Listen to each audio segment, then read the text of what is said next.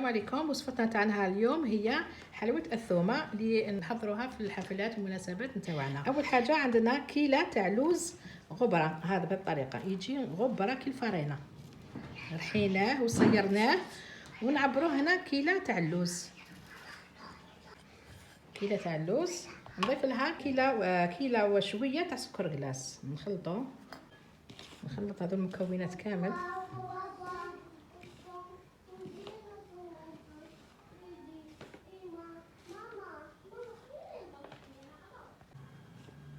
يدخل كامل السكر مع اللوز باش نشمخ.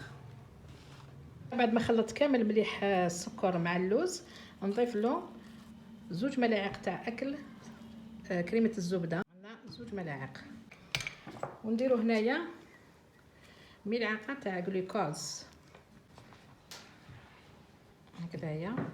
هذا جلوكوز نديروه باش يحافظنا على الحلوى، تتحافظ على الجوده نتاعها ما تفسدش، خاصه في زمان الصيف تحافظ على جودتها وتقعد طريه تشد لكم حتى لمده شهر هكذاك. بعد ما خلطت هذاك الجلوكوز وكريمه الزبده في عجينه اللوز، هنا عندنا سيرو راني طيبته، كاس تاع سكر، كاس ونصف تاع الماء، نلم بها العجينه تاع اللوز تاعي، نلم كامل، نرمي بشويه الشربات هذيك ونلايمها حتى تولي عندنا عجينه متماسكه. انا بعد ما تلمت لنا كامل نحطها بلونط الطرافاي تاعي ونعجنها، نعركها بالطريقه، ندخل مليح هذاك المواد اللي فيها هكايا باش تجينا الحبه كي ناكلوها تجينا حبه معلكه.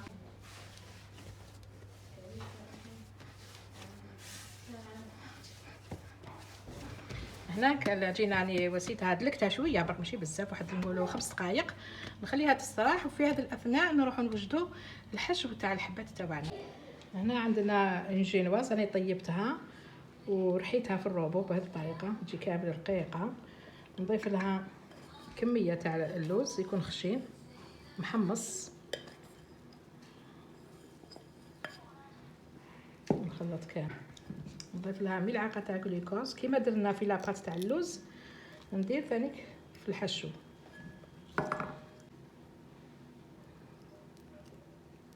نضيف كريمه الزبده، هنا كريمه الزبده ندير ونخلط حتى وين تنطم لنا كامل هذيك لاجينواز.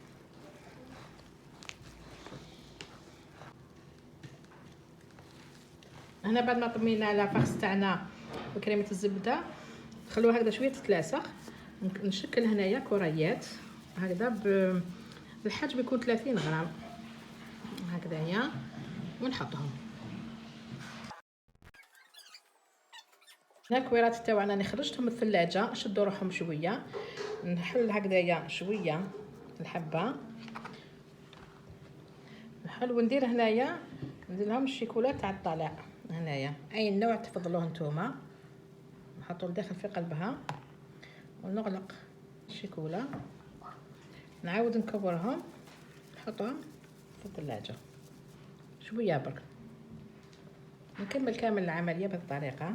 هنا بعد ما هذيك لافاخس تاعنا جمدت نحوها من الثلاجه، نشوفوا عجينه اللوز تاعنا، نجيبها نقسمها هكذا على 2، نزيد نقسمها هكذا، نشكل هنايا حربوش طويل. اللي عندها ميزان تستعمل ميزان، هنا ندير الطريقه اللي ما عندهمش الميزان دير بهذه الطريقه باش يجوا الحبات كامل متساويين هكذا.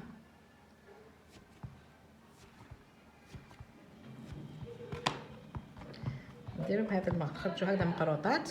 هنا واش ندير، نحل حبه هكذايا نخدمها مليح بيدي هكذا، نحلها وندير هذيك لافاخس ونغلق عليها،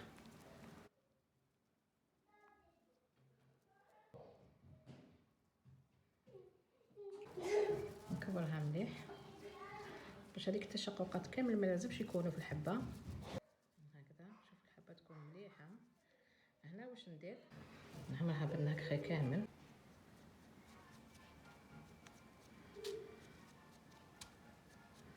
نشد الحبه نتاعنا هكذا نخليها طالعه في السماء هكذا، ما نهبطهاش، طالعه. واش ندير، نقسم الحبه الى نصفين، ومن بعد نزيد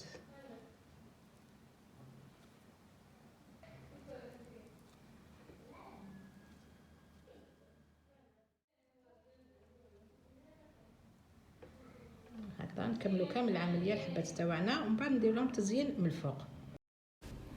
هنا بعد ما زيناها بالورود، وكما راكم تشوفوا هذا هو الشكل النهائي تاع حلوتنا لنهار اليوم اللي هي الثومه. ان شاء الله يا ربي تكون عجبتكم هذه الوصفه وتجربوها، وما تنساوش تشتركوا في القناه ليصلكم كل جديد. سلام.